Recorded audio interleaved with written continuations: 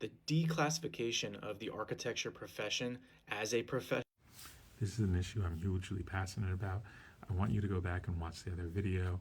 I think there's something that's missing from that conversation, but yes, it is not the DOE saying that architects are no longer professionals. There are paths to architectural licensure, and that path is being currently expanded as best as possible by NCARB with universities that are interested in going that route.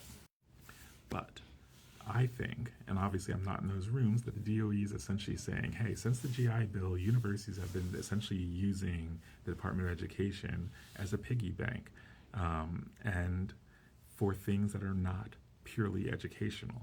And universities, honestly, they have been. You're seeing less full-time professors, you're seeing less, and you're seeing a lot more adjuncts.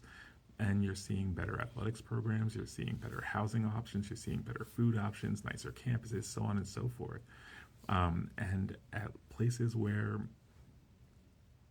I don't know if you would have thought that they would have existed there 20, 30 years ago. So I think the DOE is saying, hey, since you're using our money for things that aren't this, we're just going to cut it. And I don't think the ramifications are fully being captured in that video or in a lot of conversations happening.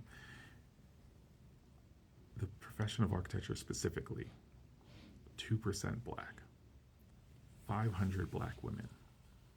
You're now saying for those that may have found architecture late and decided to go in through a master's program, we're going to cut your ability to pay for it. I don't know how you do that and get more black and brown architects.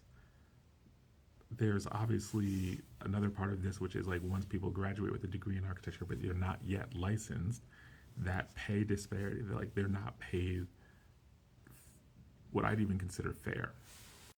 I would even argue some licensed architects are not paid fairly.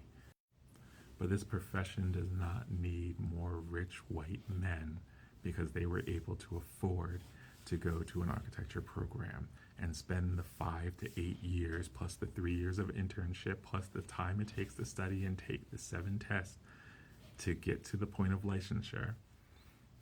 I don't think that's what's needed right now. I think we need to find ways, at least in architecture, to say, hey, we need to continue to provide funding, expand it, if anything, while making the process of getting licensed easier.